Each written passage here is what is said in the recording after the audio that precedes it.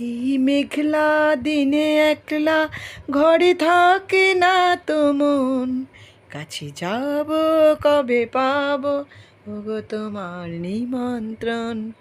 না না, আমি কারুর কাছে যেতেও চাইছি না, কারুকে নিমন্ত্রণ চাইছি না, দিতে বলছি না। তোমরা দেখছো কৃষ্ণপ্রিয়া উইথ মিতালি চ্যানেল। সকলকে তোমাদেরকে কৃষ্ণময় শুভেচ্ছা।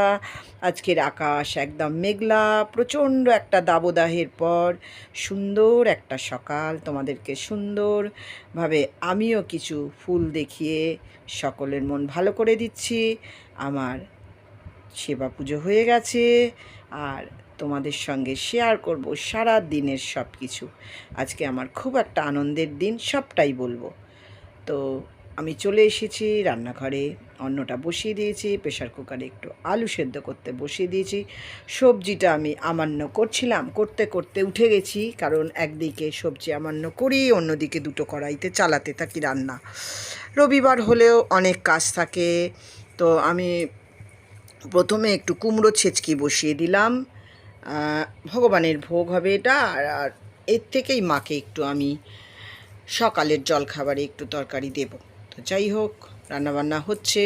আজকে আমার খুব আনন্দের দিন, যতই কষ্ট হোক, মানে শারীরিক একটা কষ্ট আছে, তোমরা সকলেই জানো। তো যাই হোক, আমি রান্নাবান্না করব, কারণ আমার এই কারণে আনন্দের দিন।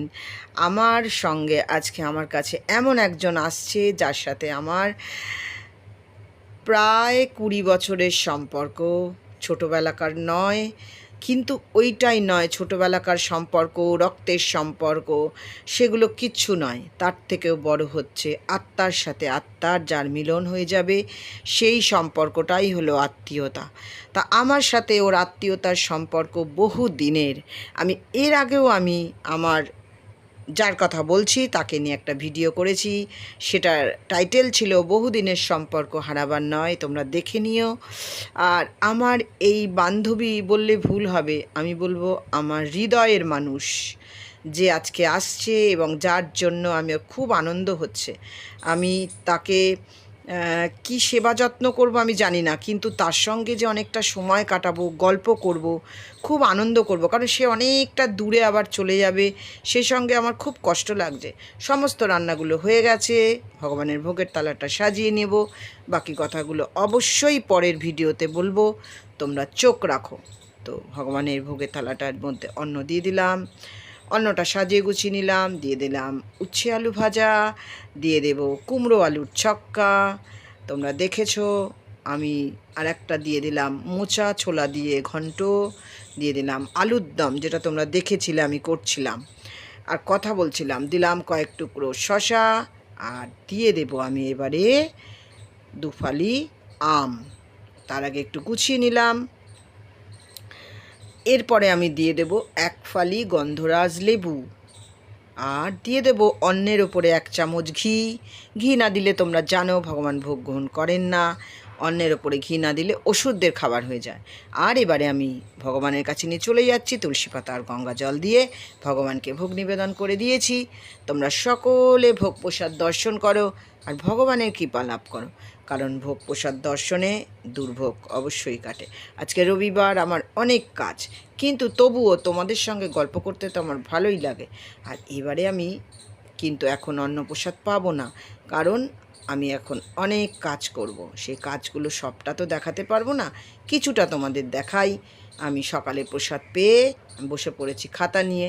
আজকে রবিবার, সমস্ত রেজিস্টার বাড়িতে নিয়ে চলে এসেছি, যেগুলো বাকি আছে সেগুলো সেরে নেব। আবার কালকে সমস্ত খাতাপত্র নিয়ে চলে যাব স্কুলে। খাতা সারতে সারতে উঠে এসে এক ফাঁকে আমি করে নিচ্ছি জগন্নাথ দেবের পাচনটা, যেটা তোমাদের কালকে আমি দেখিয়েছিলাম না। এখন 15 দিন ধরে জগন্নাথ দেবকে পাচন দেব, কারণ জগন্নাথ দেব অসুস্থ, যে জ্বরলীলা চলছে। আমার পাচন দেওয়া হয়ে গেছে, আমার কর্তা বেরিয়ে যাচ্ছে। আমি তো তোমাদেরকে বলি আমি একাই প্রসাদ পাই, তো মেয়ের বাড়ি চলে যাচ্ছে, আসার সময় বাজার করে ফিরবে, তাই হাতে একটা ব্যাগও নিয়েছে। তো আমি এবারে সোজা চলে যাব খাবার টেবিলে, যেখানে প্রসাদগুলো রাখা আছে। সমস্ত প্রসাদগুলো তোমাদেরকে বললাম আমি সাজিয়ে গুছিয়ে নিয়েছি ভগবানের থালা থেকে ঢেলে। এবার আমি আস্তে আস্তে বসে বসে প্রসাদ পাবো। আর ভগবানের কথা ভাববো যে ভগবান করুণা করে এত সুন্দর প্রসাদ আমাকে দিয়েছে। আর প্রসাদে সর্ব আশা পূরণ হয়।